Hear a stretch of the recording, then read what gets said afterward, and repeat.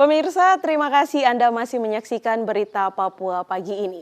Dan bagi Anda yang baru bergabung bersama kami, akan kami hadirkan kembali 3 berita utama kami.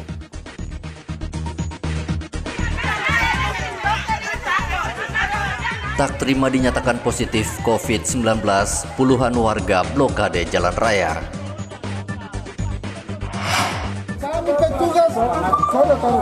Tidak membawa surat bebas COVID-19, calon penumpang mengamuk di Pelabuhan Merauke.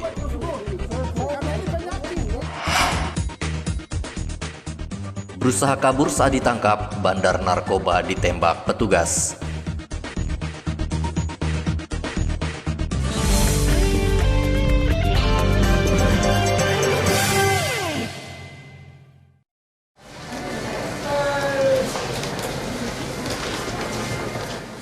Dua bandar narkotika ditangkap petugas BNN Papua di Jalan Raya Entrop, Kota Jayapura.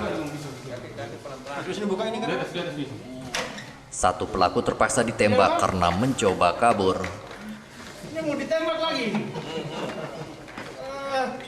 Selain menangkap dua pelaku, polisi juga menyita 147 gram narkotika jenis sabu. Kepala BNN Papua Brigjen Jackson Lapalonga mengatakan narkotika jenis sabu dikirim dari Riau oleh dua pelaku dan rencananya akan diedarkan ke Mimika dan Merauke. Masyarakat bahwa peredaran narkotika jenis sabu walaupun dalam suasana pandemi COVID terus masih marak terjadi. Nah, dari informasi yang kami dapatkan ini kami lakukan penyelidikan, begitu. Kemudian kami dapati memang ada beberapa orang yang menjadi pengedar di Jayapura, begitu. Dan dari hasil penyelidikan kami terpantau ada dua orang yang kami duga sebagai pengedar. Nah, yang pertama kami lakukan penyelidikan adalah terhadap tersangka dengan inisial ZK. Ini tersangka tersebut kami ketahui yang bersangkutan ini sudah beberapa kali keluar masuk penjara, sudah 3 kali dalam pantauan kami, begitu, sejak 2014. Dan pada bulan Maret keluar dari lapas dulu dan dia kembali untuk bermain kembali. Dan ini adalah bandar besar menurut kami. Akibat perbuatannya, petugas menjerat dua tersangka dengan pasal 114 Undang-Undang 35 tahun 2009 tentang narkotika dengan hukuman maksimal 5 tahun penjara. Hendra melaporkan dari Jayapura, Papua.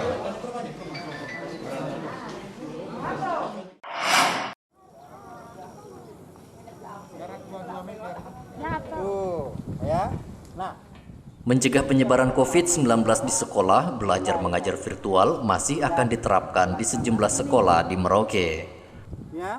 Untuk mendukung proses belajar mengajar virtual, sekolah wajibkan seluruh siswa memiliki ponsel pintar. Mulai dari proses pembelajaran, mulai dari sekarang, pengenalan lingkungan sekolah sampai proses pembelajaran, ya, itu kita akan pakai HP yang seperti ini, Android. Ya, kita belajar secara daring, secara jarak jauh dengan pakai ini. Karena itu, sampaikan kepada orang tua, ya, untuk wajib memiliki HP Android seperti ini. SMP Negeri Buti Merauke hanya membuka kelas khusus untuk siswa yang belum bisa membaca saja. Sementara siswa lain belajar lewat virtual. SMP Negeri Buti untuk tahun ajaran baru ini membuka pendaftaran dan yang mendaftar sebanyak 79 siswa. Kebanyakan adalah putra-putri asli Papua. Dan sekolah ini tidak memungut biaya Rp1 pun, gratis untuk mereka. Ini berkaitan dengan tahun ajaran baru. Maka tahun ajaran baru SMP Buti membuat apa? Pertama kami membayangkan siswa di rumah itu tanpa didampingi orang tua. Tidak ada buku catatan, tidak ada dukungan dari IT. Maka apa yang kami buat? Pertama, bagi yang belum bisa baca tulis, guru bahasa Indonesia akan mendampinginya di sekolah, membimbingnya. Kemudian bagi yang punya HP, anak-anak akan dilatih per 15 siswa untuk bagaimana mereka bisa mengikuti pembelajaran lewat Zoom meeting. Bapak Ibu guru akan mengadakan pembelajaran melalui HP Android. Kemudian bagi yang sama sekali tidak punya, Bapak Ibu guru sudah kami latih untuk download perangkat ajar dari rumah belajar, menyederhanakan dia. Kemudian kami semua sudah siapkan yang namanya pembelajaran tematik kolaboratif. Ya, khusus bagi siswa yang mempunyai HP Android atau laptop, sekolah menyediakan pulsa data 2 giga, jadi sekitar 53.000 per bulan. Kemudian Bapak Ibu guru pun diberi pulsa data, sehingga pembelajaran menggunakan Zoom meeting bisa dari manapun. Sehingga kita pastikan semua anak terlayani. Yang punya HP, yang tidak punya HP, yang Kalistung, semua kami punya pendekatan khusus untuk itu. Dan dana BOS memang diarahkan semua untuk kebutuhan-kebutuhan. Tahun ajaran baru 2020, SMP Negeri Buti menerima 78 siswa baru. Penerimaan siswa baru di sekolah menerapkan protokol kesehatan seperti wajib cuci tangan dan jaga jarak fisik. Muhammad Ridwan melaporkan dari Merauke, Papua.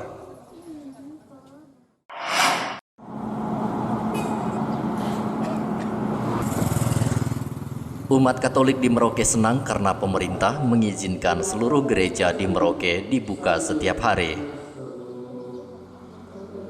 Sebelumnya, Pemda hanya mengizinkan gereja dibuka pada hari Minggu saja. Meski sudah diizinkan dibuka tiap hari, Pemda tetap meminta rumah ibadah menerapkan protokol kesehatan yang ketat, mulai dari menyiapkan tempat cuci tangan, pengukur suhu tubuh, wajib memakai masker, serta jaga jarak fisik. Untuk kami, umat Katolik, khususnya kami Paroki Katedral, umat senang sekali sudah boleh gereja dibuka kembali untuk melaksanakan ibadah seperti biasa. Ibadah hari Minggu kami laksanakan 4 kali, setengah 7, jam 9 pagi, jam 16.00 dan jam 18.00. Dan misa harian pun setiap jam 6 pagi dilaksanakan seperti biasa.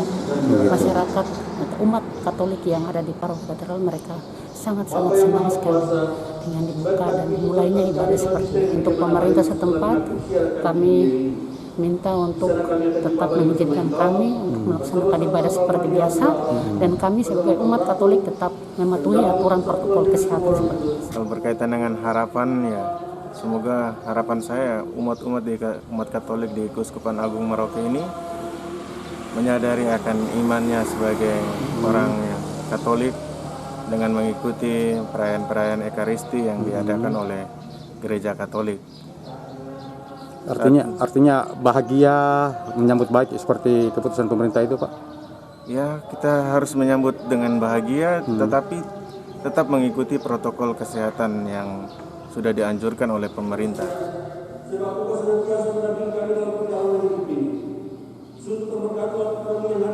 Data per 12 Juli dari 18 pasien positif COVID-19, tersisa 2 pasien yang masih dirawat di Rumah Sakit Umum Daerah Merauke. Meski angka kesembuhan tinggi di Merauke, Satgas COVID-19 terus menghimbau warga agar menerapkan protokol kesehatan saat beraktivitas. Muhammad Ridwan melaporkan dari Merauke, Papua.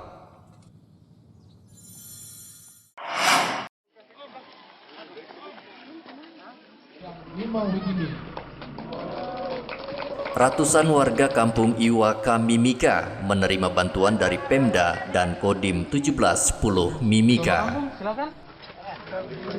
Bantuan sengaja diberikan Pemda karena setiap kali turun hujan, ratusan rumah warga di kampung Iwaka terdampak meluapnya Sungai Iwaka.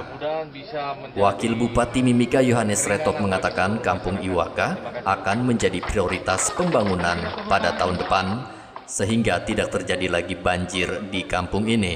Untuk banjir ini kan terjadi hanya pada saat waktu hujan, ya kan?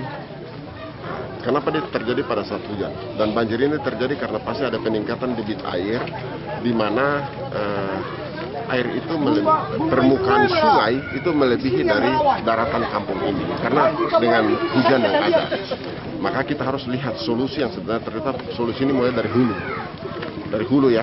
Nah, makanya nanti saya sudah sampaikan pada kepala distrik nanti, mereka akan coba melihat apa yang sebenarnya terjadi, coba digambarkan bagaimana terjadi, supaya kita programkan menjadi program prioritas pembangunan untuk bebas banjir di Mimika.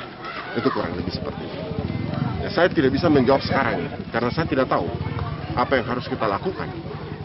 Kecuali kita tahu persis penyebabnya dan bagaimana caranya untuk bisa menyelesaikan persoalan ini. Pasti bahwa banjir ini terjadi hanya karena pada saat musim hujan dan baru terjadi pada 2-3 tahun terakhir. Dan kesimpulan saya, begitu kita bangun jembatan ini, jembatan yang di belakang ini, surutnya bisa lebih cepat.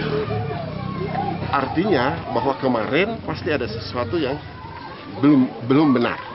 Tentunya pasti untuk menghindari ini kita akan cari lagi lebih terus. Saya minta bantuan distrik, nanti TNI Polri juga pasti akan membantu kita bersinergi untuk melaksanakan pembangunan ini supaya Iwaka ini bebas banjir.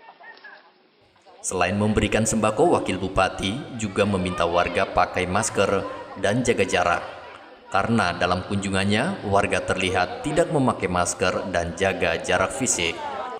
Igo Batmomolin melaporkan dari Mimika, Papua. Pemirsa, berita yang baru saja Anda saksikan sekaligus menutup jumpa kita dalam Berita Papua pagi ini. Saya Cynthia Delima bersama kru yang bertugas ucapkan terima kasih. Kami pamit undur diri. Selamat pagi, semangat pagi, Wanyambe.